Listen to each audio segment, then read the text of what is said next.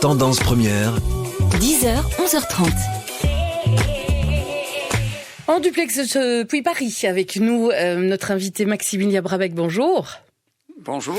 Vous êtes un praticien en stratégie et innovation auprès des entreprises et des startups. Vous êtes également professeur dans une business school et conférencier également. Et vous nous offrez aujourd'hui aux éditions Mardaga des apprendre pour innover, en finir avec l'innovation washing. Je pense que vous devez être aussi un peu un passionné de la voile ou de la navigation, parce que pléthore d'exemples émaillent votre ouvrage et il y en a pas mal sur les bateaux et sur la navigation d'ailleurs.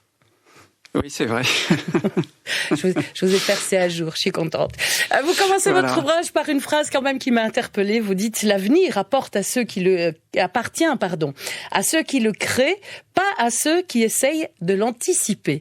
Or, la crise qu'on vient de traverser nous pousse un petit peu à nous dire on aurait dû anticiper et à nous focaliser sur cette forme d'anticipation. Et on va le voir avec votre ouvrage.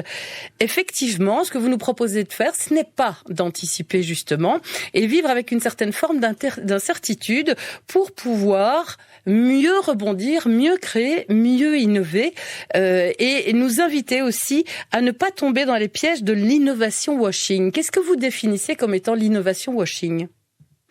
Alors peut-être par rapport à la première partie de votre résumé, qui est très intéressant de ce que je porte à travers le livre. En fait, la naissance du livre provient de plusieurs constats qui convergent vers la même chose cruciale pour nos entreprises et startups. Le premier constat, c'est que tout le monde convient de la destruction créatrice. Oui. Or, on s'emploie plutôt à faire de la créativité avant la destruction préalable.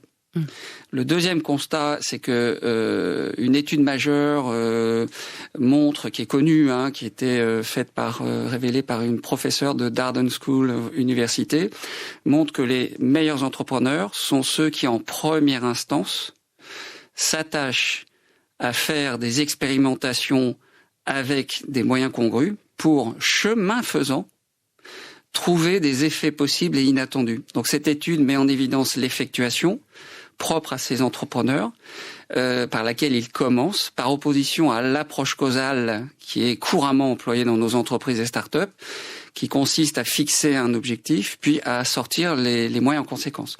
Le troisième constat, c'est que on voit bien aujourd'hui que depuis près de 30 ans, la plupart des ruptures stratégiques ont été introduites par des nouveaux entrants. Malgré les efforts des acteurs historiques pour innover, ça fait 30 ans que tout le monde essaye d'innover, et malgré les moyens que ces acteurs historiques avaient au départ, qui étaient plus conséquents que les nouveaux entrants. À ce titre, mon ouvrage révèle des études qui montrent que les grands classiques de l'innovation, en termes de pratique de l'innovation, ne permettent pas de sortir du statu quo. Les grands classiques concernés, c'est le design thinking, le lean startup, les méthodes agiles et même les hackathons. Donc, en clair, ces grands classiques ne permettent pas de se recomporter en nouvel entrant. Donc, la clé sur laquelle je porte quelque chose, c'est comment se sortir du statu quo. Et par rapport à la dernière partie de votre question, en quoi il y a une forme d'innovation washing, c'est assez simple. L'innovation washing, c'est quelque chose c'est de l'auto-escroquerie collective. On n'est pas conscient qu'on est en train de s'escroquer, pour la raison suivante. On a fait de la créativité avant la destruction préalable, et on est ébloui par nos idées qui nous rendent admiratifs de ce qu'on a trouvé, alors qu'on se rend pas compte qu'elles sont elles se situent à l'intérieur du statu quo. Donc voilà ce que c'est, voilà pourquoi on parle de l'innovation washing. Il y a une deuxième dimension liée à ce qui amène à une forme d'innovation washing inconscient. C'est peut-être la chose suivante. C'est quelque chose qui me fait mal aujourd'hui quand j'entends des tas d'entreprises qui disent, ou des tas d'équipes de direction qui disent, il faut qu'on innove. En fait, faut qu'on innove, on doit innover, c'est pas du tout la même consonance que j'ai envie d'apporter une nouvelle valeur, ou j'ai envie de m'insurger sur quelque chose pour apporter une réponse. Et ce que je remarque, c'est qu'aujourd'hui, on aborde l'innovation peut-être de manière négative. On est obligé de. Et du coup, en fait, plus on a de projets d'innovation, plus on a l'impression de répondre à un fantasme qui est de devoir innover. Or, l'innovation est la résultante d'un parcours, et ce parcours doit finir sur le less is more. Ça veut dire quoi ? Plus on a de projets d'innovation, malheureusement, plus on engage notre collectif dans une usine à gaz, dans une complexité à la puissance carrée, et qui va finir par désengager les hommes, et qui sera effectivement négative en création de valeur, alors même qu'on n'en a peut-être pas conscience. Donc il y a 2 sources d'innovation washing. C'est 1, on n'est pas conscient qu'en fait nos idées sont dans le statu quo, et 2, on se rassure dans un fantasme qui est d'avoir plein d'innovations, alors qu'une étude montrait que, à secteur identique, les entreprises qui ont très peu de grande innovation versus celles qui en ont plein de petites. Grande innovation, grand risque, grand potentiel. Petite innovation, pas de risque, statu quo, pas de potentiel. Les entreprises qui ont très peu de grande innovation engagent beaucoup plus leurs hommes, sont plus performantes et plus innovantes que les autres. Oui, parce qu'il y a de la valeur, parce que ça, c'est un élément essentiel aussi. Si vous dites l'innovation pour l'innovation, ça ne sert à rien s'il n'y a pas création de valeur. Oui, tout à fait. C'est-à-dire que finalement, l'innovation est la résultante d'un parcours. Et ce parcours commence par errer. C'est intéressant, le mot errer, ça fait très péjoré. Ça fait peur. Moi, mon père disait que si mon père disait que j'étais en train d'errer, ça veut dire que j'étais un bon à rien. C'est un peu la connotation. Alors qu'en fait, errer veut dire, l'étymologie, c'est aller de gauche à droite vers ce qui advient. Et ce qui est intéressant, c'est que l'étude dont je parlais tout à l'heure, chercher des effets possibles, ça confirme la sérendipité propre aux innovations. La sérendipité, c'est quand on se rend compte qu'on a trouvé quelque chose de décisif, qu'on n'avait pas cherché, ni même imaginé au départ. Oui, donc c'est intéressant ce que vous dites. C'est-à-dire que, quelque part, est-ce que l'entreprise ne devrait pas revenir à quelle est notre énergie à apporter quelle valeur à travers l'entreprise, et mettons-nous en errance dessus. Et laissons ce chemin arriver, et c'est chemin faisant qu'on trouvera des opportunités de nouvelles valeurs. Et c'est vrai que quand vous parlez de statu quo, et je dis, votre livre foisonne d'une série d'exemples qui sont à chaque fois très parlants. Vous dites, c'est pas l'horlogerie suisse, qui a créé les montres connectées, lesquelles, comme le dit Apple, qui est derrière la montre connectée, ont aussi un petit détail, elles donnent l'heure. Et puis vous parlez de ces fournisseurs de lunettes de verre qui n'ont pas vu non plus les lunettes intelligentes arriver et qui ne les ont pas imaginées non plus. Et encore une fois, l'imagination et l'innovation vient d'ailleurs. Exactement. C'est-à-dire que j'ai été intervenu à Liège Créative sur l'inspiration. Auprès d'un collectif très intéressant de chercheurs, entreprises et autres. Et en fait, la créativité n'est que l'expiration de nos cerveaux. Il faut d'abord les inspirer. Et donc les inspirer, si vous voulez une image qui est d'ailleurs belge, c'est le prix Nobel littérature Maurice Maeterlinck, que tous les Belges connaissent, qui avait écrit un livre qui était La vie des abeilles, par laquelle il relate une expérience où il prend une carafe d'eau transparente et il expose l'entrée de la carafe vers une lumière. Et là, il introduit une abeille. Toutes les abeilles vont sortir immédiatement parce qu'elles reconnaissent la sortie. La lumière, c'est la sortie. Alors que quand il introduit des mouches, les mouches vont errer, exactement l'errance. Moi, donc c'est un plaidoyer pour la mouchitude en première instance. C'est ça, vous appelez ça la mouchitude. Voilà. J'aime beaucoup. Voilà. Vous réhabilitez la mouche. Donc les mouches vont errer de gauche à droite et elles vont sortir au bout de 3 minutes. Ce que fait Maurice Maeterlinck, il inverse la carafe. Dorénavant, c'est le culot qui est côté lumière. Ce qui est assez culotté, j'adore le jeu de mots, c'est assez culotté de mettre le culot côté lumière. Et là, qu'est-ce qui se passe ? Toutes les abeilles vont périr à cause de ce qu'elles croient savoir qui n'est plus vrai. Alors que toutes les mouches vont s'en sortir parce qu'elles passent leur temps à errer sans se poser la question du savoir. Alors ce qui est intéressant, c'est que l'image pour nos entreprises, la rotation de la carafe, c'était votre introduction, ce sont les mutations de notre environnement. Or, on voit que finalement, les mutations appartiennent à ceux qui les créent. Aujourd'hui, je suis assez frappé, vous avez donné 2 exemples, je vous en donne un 3e. Aujourd'hui, le cœur de la valeur ajoutée de l'automobile électrique, c'est les stations de recharge. Qu'est-ce qu'ils ont fait les constructeurs ? Ils n'ont rien fait là-dessus. Qu'est-ce qu'ont fait les leaders pétroliers ? Rien. Les stations essence sont toujours des stations essence. Qu'est-ce qu'ont fait les leaders de l'énergie électrique ? Rien. Et c'est un nouvel entrant qui l'a fait. Aujourd'hui, le meilleur réseau de recharge en Europe, c'est Tesla, c'est un nouvel entrant. Et croyez bien qu'il a bien saisi que c'était la clé, c'était le cœur de valeur ajoutée de l'automobile de demain. Et aujourd'hui, Tesla vient d'annoncer qu'ils vont ouvrir leur réseau à toutes les automobiles. Peut-être que demain, le cœur de valeur ajoutée, il est là. Et c'est intéressant parce que quand j'en parle, ça paraît évident a posteriori.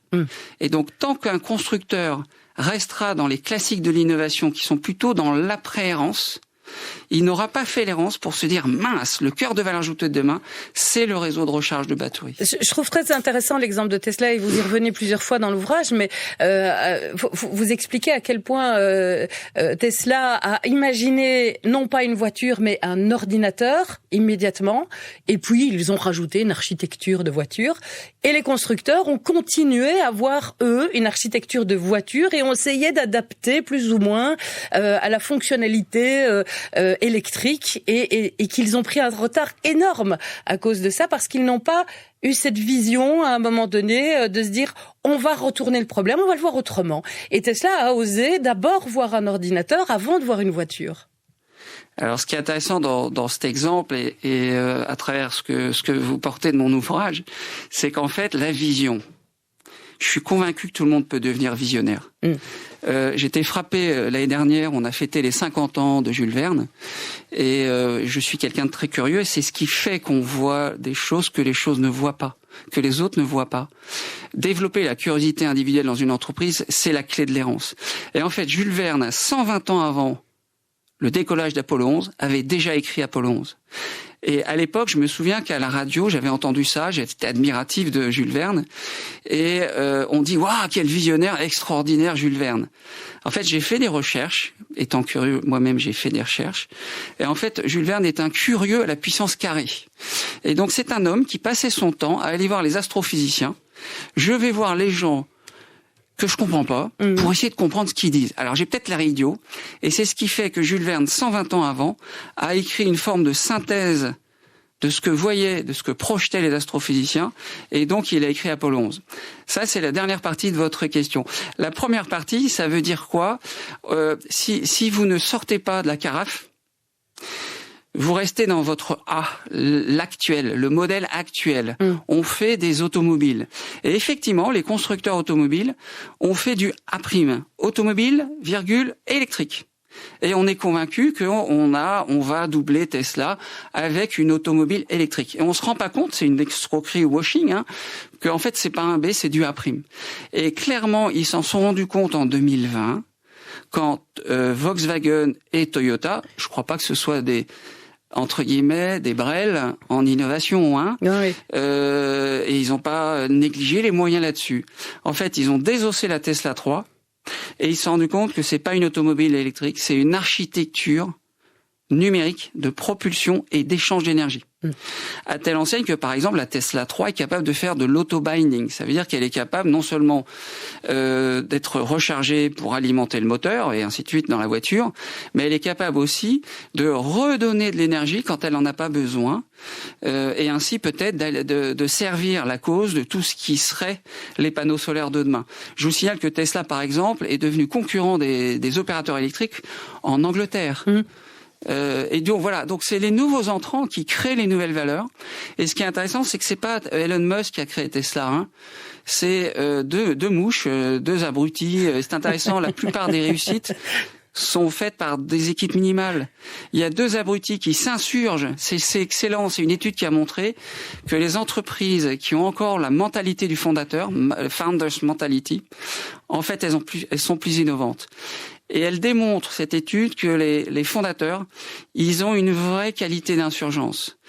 Je trouve en 2002, en fait Tesla a 18 ans aujourd'hui, donc vous voyez, le temps d'errance est long, et il faut l'accepter. C'est un marathon, c'est de la procrastination. Et en fait, les fondateurs Tesla se sont dit, c'est complètement débile de se balader en cramant de l'énergie fossile. Donc on va aérer tranquillement, on va se laisser aller avec telle solution, on va zigzaguer entre elles, sans chercher à dire qu'elle est bonne, mais on va essayer de s'étonner sur toutes les solutions possibles. Et en fait, c'est ce qui fait que chemin faisant, au bout de 8 à 10 ans, les mouches ont trouvé, après on revient à l'abéitude bien sûr, et dans le cadre de l'abéitude, elles se sont dit, ok, on va se concentrer sur les piles lithium et les moteurs synchrones. Voilà. Et c'est ce qui fait que, voilà, par exemple, alors c'est intéressant, les véhicules en question de Tesla, Volkswagen, qui ont 6 ans de retard, c'est pas les véhicules qui viennent de sortir. C'est les véhicules qui viennent de concevoir. Et donc, c'est intéressant, le temps pris à l'inspiration créera un avantage concurrentiel de plusieurs années, voire décennies. Ce qui est assez frappant, c'est qu'en 2015, c'est la sortie de la Tesla, la conception de la Tesla Model 3. Qu'est-ce qui s'est passé en 2015 ? Dieselgate. Ah oui. Au moment où des abrutis sont en train de faire une Tesla 3, qui est d'ailleurs une architecture de propulsion numérique, c'est l'intérieur d'un iPhone, quoi. Oui, c'est ça. C'est une architecture de propulsion numérique. Les autres, qu'est-ce qu'ils font ? Ils trichent pour être sûr qu'on ne les sanctionne pas sur l'outrage au CO2 du diesel. C'est factuel, hein, c'est intéressant. Et donc, quelque part, je porte ces réponses pour nos chères entreprises et start-up, parce que c'est dommage de faire du A'. C'est pas comme ça qu'on solutionnera notamment les enjeux de notre planète. C'est vrai que vous nous invitez à travers cet ouvrage à l'errance, à la capacité d'observation pendant l'errance, à la curiosité aussi. Vous réhabilitez la procrastination, mais comme elle porte en elle aussi une image plutôt négative, vous l'appelez temporisation. Et vous nous invitez également à un terme que je ne connaissais pas, je ne suis même pas sûre de bien le prononcer, l'Unlexpert. On va en parler avec vous juste après une page de pub. Tendance première.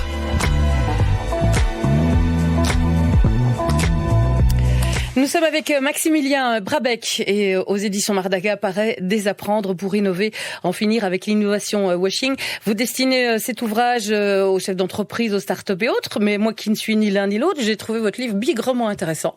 Très facile à lire parce qu'effectivement beaucoup d'exemples, beaucoup de manières d'encadrer, d'illustrer aussi et donc vraiment très compréhensible. Et je me suis dit que finalement c'était pas que pour les entreprises qu'on pouvait désapprendre pour innover, ça pouvait être vraiment dans toute une série d'autres matières. Et alors, pour ne pas passer non plus en revue tout le livre, il y a quand même un élément que j'ai appris avec vous, et donc je ne sais pas comment on le prononce. C'est Unlexpert, c'est ça ? Oui, tout à fait. C'est l'Unlexpert et vous dites c'est un bricolage brutalement candide, affreux et ingénieusement conçu qui vise à explorer ce qui paraît ridicule, impossible ou paradoxal, à tuer les hypothèses qui le méritent, à renverser l'attendu et à nous intéresser au dissemblable à travers une confrontation expérimentale inoffensive, non nuisible, sous un délai très court et le moins dispendieuse possible. En fait, vous dites ce qui paraît impensable et ridicule est bien souvent ce qui pourra un jour créer de l'innovation que l'on attend. Oui, tout à fait. Alors, Arthur Schopenhauer, philosophe du 19e siècle, disait « Toute vérité franchit 3 étapes. En premier lieu, elle est ridiculisée. En deuxième lieu, elle subit de violentes résistances. Et en troisième lieu, elle a toujours paru évidente. » Voilà, donc quelque part il y a un point clé, c'est qu'en fait, si vous voulez la mouchitude, sortir du statu quo, il faut d'abord désapprendre de tout ce qu'on croit savoir. La sortie, c'est la lumière, c'est plus vrai. Donc il faut désapprendre de ce qu'on croit savoir. Alors une étude du MIT toute récente révèle qu'en fait notre cerveau, dans le cortex préfrontal, qui est l'organe sublime de l'inspiration, de l'intuition et de la décision, dans nos cerveaux, c'est un peu le CEO du cerveau. En fait, il passe son temps à demander à filtrer les choses. Et il additionne inconsciemment des filtres, parce que si en ce moment vous m'écoutiez avec plein de bruit, eh ben votre cerveau éliminerait les bruits inintéressants pour concentrer sur le bruit que vous voulez entendre. C'est pas nouveau. Ce qui est nouveau dans l'étude, c'est que aucune partie du cerveau ne purge les filtres. Et donc la conclusion du MIT, c'est de dire la seule solution pour purger les filtres, c'est de vous mettre dans des situations qui vont vous montrer que vos filtres, ils sont faux. Alors je vous donne un exemple qui est très personnel. J'arrive devant un escalator qui est en marche pour monter en haut par exemple dans un aéroport, et je me dis comme il est en marche, je vais me donner une cinétique proche de la sienne. En fait, il était arrêté. Je n'ai pas voulu voir qu'il était arrêté. On ne voit que ce qu'on veut voir. Et du coup, j'ai failli me casser la figure. Et c'est intéressant ce que vous avez soulevé. Une chercheuse liégeoise me disait, l'errance, une chercheuse connue émérite liégeoise m'a dit, l'errance ne se fait pas sans rigueur. On a une rigueur absolue à capturer tous les étonnements. Et donc, quelque part, soit je fais ça, j'ai failli me casser la figure, et puis je m'étonne pas, ou soit je suis rigoureux à me dire mince, j'ai failli me casser la figure, et à partir de là, je nettoie le filtre. Alors du coup, l'expert, c'est très simple, on fait une expérimentation rapide et sale, peu dispendieuse, pour s'étonner de ce qu'elle peut donner. Et donc on s'amuse à prendre des hypothèses débiles pour voir, rien que pour s'étonner de ce qu'elles donnent et qui vont justement confronter nos filtres. Alors je vous donne 2 exemples. Donc c'est Unlearning Expédition ou Unlearning Expérimentation. Oui. Et donc c'est un peu l'inverse d'un POC. Tout le monde, n'importe qui, par exemple, c'est intéressant quand on entend des choses. Tiens, il dit expérimentation pour des apprendre. Oui, c'est ce qu'on fait avec nos POC. Je parle dans l'ouvrage qu'on a tendance à chercher dans ce qu'on entend, ce qui ressemble à ce qu'on fait déjà. Oui. C'est un peu le problème de la Covid. On a passé un temps fou à regarder les ressemblances avec la grippe et on a perdu 2 ans parce qu'on aurait dû regarder les dissemblances avec la grippe. En fait, le POC, ça sert à démontrer qu'on est beau. Ça sert à démontrer que l'idée, elle est bonne. Ça sert à prouver. Donc, ça n'a rien à voir. C'est bien avant. Et on en fait plein. On fait plein de Unlearning Experiment. Donc, je vous donne un exemple qui est un cas que j'ai découvert justement au CHU de Liège. C'est un professeur-chercheur qui s'est dit, voilà, quand on a des patients qui sont atteints du rétrécissement de l'aorte, il est interdit de leur faire du sport. Et moi, je me dis, comme on n'a jamais essayé de leur faire du sport, on ne sait pas ce qu'on pourrait découvrir si on leur faisait faire du sport. Donc moi, j'ai envie de leur faire du sport, mais il ne faut pas qu'ils meurent. Donc comment je fais de manière éthique pour me permettre de fabriquer des étonnements en allant dans cet interdit sans que les gens meurent, bien entendu.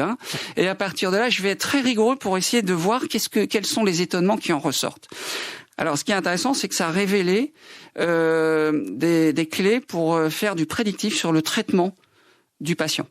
Et aujourd'hui, tous les centres, d'après ce que j'ai compris, c'est ce qu'il m'avait dit, tous les centres du monde entier, quand on a un patient qui a un syndrome de rétrécissement de l'aorte, on leur dit « Monsieur, madame, faites tel protocole à base de sport » et ça permet de faire du prédictif.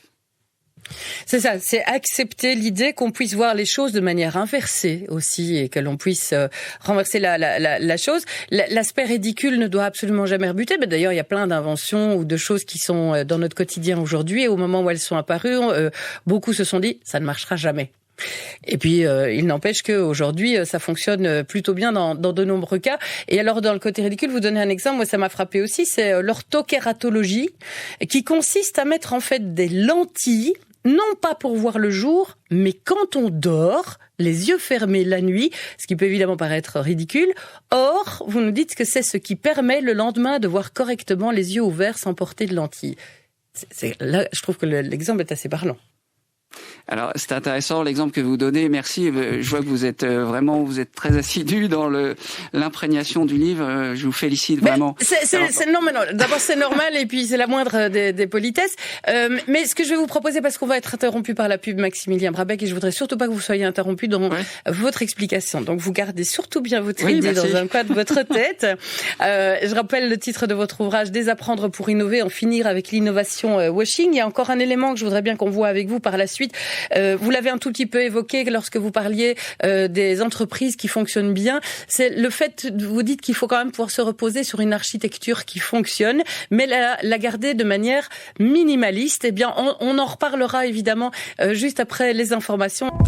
Tendance première. Cédric Moutier, Véronique Tiberghien. J'espère que vous n'avez pas perdu votre idée. On parlait du côté ridicule. Oui, voilà. Ce qui est intéressant, c'est des pratiques qu'on pourrait employer dans nos entreprises. C'est au lieu de remplir la boîte à idées, c'est de remplir la boîte à ridicule, la boîte à impossible, la boîte à interdit, la boîte à indésirable. Alors, je vous donne un exemple très concret. On est en réunion et on propose à l'audience, aux participants, au collectif, de dire voilà, depuis ce matin, qu'est-ce qui aurait suinté comme étant ridicule, quelque chose qui a été dit par je sais pas qui. Et moi, je me suis dit ça c'est ridicule. posons-le sur des post-it et on remplit la boîte à ridicule comme ça. Alors ça peut être ridicule, interdit. Quelqu'un s'est dit non mais ça on peut pas le faire, c'est interdit.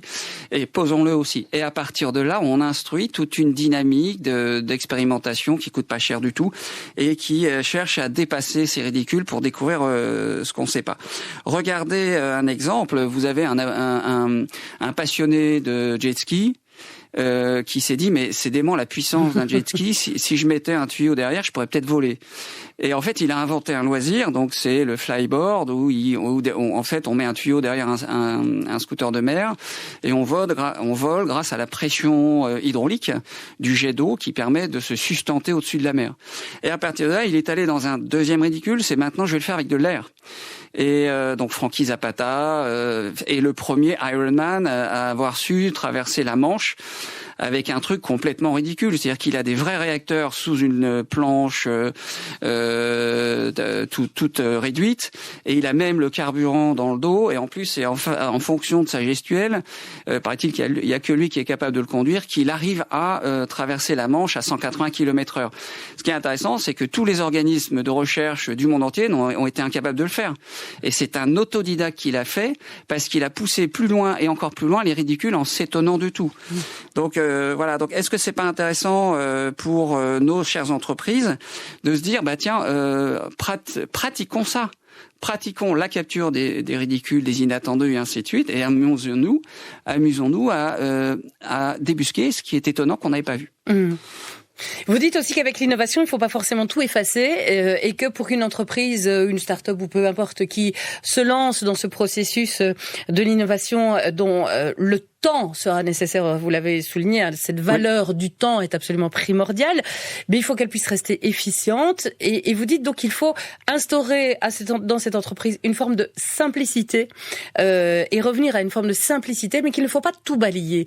Et vous avez dit quelque chose en début d'interview qui m'a fait penser à l'exemple d'IKEA que vous donnez. Alors pas a priori l'exemple en lui-même, mais la fin de ce que vous dites. Quand vous parlez du patron d'IKEA qui est décédé et où vous souhaitez que les dirigeants qui sont maintenant à la tête d'IKEA ne jettent pas tout et gardent les idées essentielles et fondatrices parce que c'est une architecture qui fonctionne et sur laquelle on peut se reposer. Il faut juste garder cette simplicité-là pour rester efficient et continuer à innover. Oui, alors tout à fait. Aujourd'hui, ce que je vais dire est une observation personnelle. Je pense qu'on est dans un mouvement sociétal qui adore le « et en même temps ». Le « et en même temps » a été d'ailleurs très décrié par un prix Nobel économie, Paul Romer, en 2018. Et en fait, quand on est dans le « et en même temps », on se perd dans les détails alors qu'on n'a même pas réfléchi à l'architecture. Si vous voulez un exemple, on va faire une maison, on va mettre plein. Alors ici, on va mettre un ascenseur dans la chambre, je sais pas quoi. On va mettre un aquarium ou une piscine dans la salle de bain et je sais pas quoi. Si vous mettez bout à bout tous ces détails, vous allez faire une usine à gaz. Et donc tôt ou tard, et c'est ce qu'on faisait, il fut un temps encore, on se consacre à dire c'est quoi l'architecture, les murs porteurs, le très peu de choses qui sont essentielles pour porter le reste. Et à partir de là, on met le minimum de détails au service de ces murs porteurs. Si vous voulez, 2 exemples caricaturaux qui montrent bien que c'est un mouvement sociétal. D'un côté, on a un chasseur américain qui s'appelle le F-35, qui a coûté plusieurs milliards de dollars, et qui est incapable de viser aujourd'hui, parce que c'est plein de logiciels qui ont été mis bout à bout sans architecture. Et il vient de se tirer dessus. Donc c'est la risée de tout le monde. Voilà. Le 737 Max, c'est le même problème. Le 737 Max, on est rentré dans la frénésie. Tiens, on va faire ça, mais sans au départ poser une architecture. Et à l'opposé de ça, vous avez par exemple James Dyson qui dit je me suis rendu compte que mes équipes, quand ils démarrent avec une souris d'ordinateur, ils se perdent dans les détails. Donc j'ai décidé de supprimer la conception assistée par ordinateur pour les obliger à réfléchir architecture au départ. Et à partir de là, ils mettent les détails minimum. Un dernier exemple qui m'était relaté par une entreprise qui fait des ponts et des ouvrages énormes, il me disait, regardez la tour Eiffel. La tour Eiffel, si elle était au 1 millième, elle ferait 30 cm de haut. Combien pèserait-elle ? 7 grammes. parce que ce n'est qu'une architecture. En fait, c'est comment on conçoit des pièces fondamentales entre elles pour qu'il y ait une résistance à 250 kg au mètre carré à cause du vent.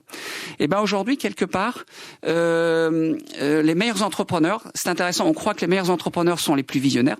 Donc, curiosité, mouchitude à la puissance carrée, c'est vrai, mais il n'y a pas que ça. Ils savent revenir à l'architecture du less is more. Si vous voulez un exemple, c'est l'anecdote d'Elon Musk, quand il est revenu de Russie, où il était allé pour acheter des lancements de satellites. Il voulait balancer entre guillemets la concurrence de la 5G en mettant des microsatellites pour faire de la télécommunication. Il a eu un affront des Russes qui lui ont dit on va pas travailler pour vous, peut-être parce qu'il posait trop de questions. C'est quelqu'un de très curieux, c'est sa qualité. Et ses futurs associés témoignent de ceci quand il est revenu en avion. Il était de manière assez compulsive en train de griffonner dans tous les sens sur toute la durée du vol. Et ils lui ont dit, qu'est-ce que tu fais? Et il a dit, j'essaye de revenir aux principes fondamentaux d'un lanceur. Et en fait, c'est peu avant l'arrivée qu'il s'est dit, maintenant que j'ai compris, je suis revenu aux principes fondamentaux d'un lanceur, on va faire un lanceur qui sera capable de revenir plusieurs fois. Je vous soumets une chose, moi j'ai fait des études d'ingénieur, j'ai des anciens collègues de classe qui étaient chez Ariane et ainsi de suite. Est-ce qu'aujourd'hui ils ont en tête l'architecture d'un lanceur? Est-ce qu'ils l'auraient pas perdu? L'image que je vous transmets, c'est une entreprise, elle avait des murs porteurs, petit à petit elle a rajouté des cloisons dans tous les sens. C'est un chercheur américain qui démontre qu'un manager rajoute toujours des choses à faire. On rajoute des process, on rajoute des indicateurs de pilotage et on rajoute des cloisons. Et à la fin, les gens ne voient plus quelle est l'architecture et on se perd dans toutes ces cloisons et ça désengage les hommes. On n'a jamais autant parlé de l'absence de sens parce que, à mon avis, on va dans tous les sens. Et donc, les meilleurs entrepreneurs, c'est ce qu'ils font. Ils prennent le temps, après l'errance, de se dire, mais mince, c'est quoi le squelette du bateau? C'est quoi le peu de pièces fondamentales qui constituent l'architecture du développement et de la création de valeur? Et vous avez donné l'exemple d'IKEA. Un point clé d'IKEA, c'est très concret, une architecture. Ouais. Par exemple, un des éléments de l'architecture d'IKEA, c'est très peu de choses. C'est tout est centré sur les produits à emballage minimum à monter par le client. Après, il y a plein de détails au service de ça. Mais c'est ce qui fait que, ils optimisent, je sais pas si ça vous parle, les vides dans les entrepôts et le transport. Tout à fait. Deuxième chose, c'est ce qui fait aussi que ils ont un stock assez conséquent dans chaque magasin puisqu'il n'y a pas de vide. Donc il y a un vrai stock. Troisième chose, c'est ce qui fait aussi que c'est moins cher. C'est ce qui fait aussi que, à la limite pour certains, c'est le plaisir de monter soi-même. Voire de personnaliser aujourd'hui. C'est aussi ce qui fait que je peux mettre une cuisine entière dans un break. C'est ce qui fait aussi que tant que je l'ai pas montée, cette cuisine peut traîner dans le couloir. Elle est à très peu de vide perdu, d'espace perdu, et donc elle gêne personne. Je vous signale que Alinea, qui était un peu le copieur d'IKEA, qui est une entreprise intéressante du groupe Mullier qui était dans le nord de la France, avec toutes les mérites qu'on peut lui accorder. Ils se sont dit, oui, nous on est plus malin qu'eux, on va faire d'autres produits que ça. Et donc ils ont mélangé des produits à non-emballage minimum avec ce qui est principalement important, c'est avoir que des produits à emballage minimum. Alinea n'a jamais été rentable. Et Alinea a été arrêté récemment. Et ce que vous avez soulevé est fabuleux. Quand les successeurs d'IKEA arrivent, ils pourraient se dire, il faut qu'on fasse aussi mieux que papa, ou aussi mieux que je sais pas qui, peu importe. Et du coup, on est peut-être tenté de se dire, on va faire je sais pas quoi, alors qu'on sait même pas quels étaient les murs porteurs. Moi, je pense qu'il serait intéressant pour les successeurs d'IKEA de se dire, attends, c'est quoi les murs porteurs? En quoi? Alors c'est intéressant, quand vous voyez les murs porteurs, vous pouvez beaucoup plus facilement vous poser la question suivante. En quoi les mutations de demain mettent en péril les murs porteurs? C'est impossible de répondre à la question quand vous voyez un gloubi-boulga de cloison. Et à partir de là, vous pouvez effectivement vous dire, est-ce qu'il faut qu'on change de less is more stratégique ou pas? Ou est-ce qu'on l'amplifie? Et ce qui est intéressant aujourd'hui, c'est que on veut aller trop vite. On veut tout de suite avoir des innovations pour rassurer notre personnel. Alors que, justement, il faut la traversée de la vallée de la mort. C'est ça. Pas une... J'allais venir à cette vallée de la mort parce que vous nous invitez à traverser la vallée de la mort. Gloops, évidemment. Mais vous nous dites c'est accepter ce temps long. Et je trouve que l'exemple que vous donnez des capsules Nespresso est assez... moi, je ne le savais pas du tout, en fait. Vous dites que Peter Brabeck, c'est un homonyme, ça s'écrit pas du tout la même chose. PDG de Nestlé, à l'époque, c'est le lancement du couple capsule-machine. Ça n'a pas marché, malgré des tentatives successives avec des moyens très importants. Il a fallu 13 ans au total pour dépasser le point mort. Donc entre le moment où l'idée et la conception a été mise en place et le moment où on a commencé à parler de ces capsules Nespresso, il a fallu en réalité 13 ans et puis une série d'idées, de bonnes idées ou de bonnes décisions qui ont été prises par la suite et qui ont permis d'aujourd'hui retrouver ces capsules un peu partout. Mais donc 13 ans quand même. Ça je ne savais pas du tout par contre. Alors, ce que vous soulevez est fabuleux parce qu'aujourd'hui, on croit que pour fabriquer la croissance, il faut du pognon. Alors que c'est pas exact. Ça concerne les startups, notamment en phase accélération. Ce que je démontre et ce qui est une vérité dans l'ouvrage, c'est qu'une innovation n'est pas attendue par le marché. Nespresso n'était pas attendu. Et donc, c'est pas en mettant du pognon, en faisant de la pub, que ça va s'acheter. Il faut un peu comme, je sais pas si ça vous parle, une pompe à eau. Vous la faites tourner, elle marche pas. Il faut faire une dépression. Et après, elle marchera. Or, les entreprises veulent tout de suite faire tourner la pompe et elles n'ont pas fabriqué la dépression. Et en fait, du coup, Nespresso, la dépression qui est arrivée par hasard, l'amorçage de Nespresso, c'est pas Georges Clooney. C'est en fait le fait d'avoir mis cette machine dans des Club Med 5 Trident qui étaient fréquentés par des grands patrons. C'est ça. Et voilà. Et du coup, ces grands patrons, donc c'est vraiment la croissance quand on a un projet innovant, c'est l'amorçage, bout de ficelle. Et ensuite, c'est la série d'effets dominos, selle de cheval, cheval de course, course à pied, pied à terre, terre de feu. Et donc, faut inventer cette succession d'étapes. Et donc, les patrons du Club Med 5 Trident, vous savez ce qu'ils ont fait après? Ils se sont dit, moi, j'ai envie de l'avoir dans mon bureau. Et du coup, dans toutes les tours à Bruxelles ou à la Défense à Paris, où il y avait 43 étages, les managers se sont dit, comme le patron il a cette machine, moi aussi j'ai envie de l'avoir pour me démontrer à moi-même que je serai patron demain. Et ensuite, c'est venu chez le consommateur moyen qu'est Maximilien Brabeck. Mais Georges Clooney y est quand même pour beaucoup. Je ne vous permets pas de dénigrer la performance de Georges Clooney. Maximilien Brabeck, malheureusement, on arrive à la fin de notre interview, de notre intervention. Je renvoie vraiment les auditeurs à cet ouvrage parce que même si on n'est pas spécialiste ou dans la partie, c'est vraiment très très intéressant. Et si on est dans la partie, on va apprendre énormément de choses et surtout désapprendre énormément de choses pour innover vraiment. C'est paru aux éditions Mardaga. Je vous souhaite une belle journée, surtout bon succès, Maximilien Brabeck. Merci. Et vous avez raison, Picasso disait, tout acte de création commence d'abord par de la destruction. Donc voilà, Picasso, c'est pas les entreprises. C'est vous avez raison. Merci beaucoup. À bientôt. Franchement, merci à vous. 10h, 11h30. Tendance première. Cédric Wauthier, Véronique Tiberghien.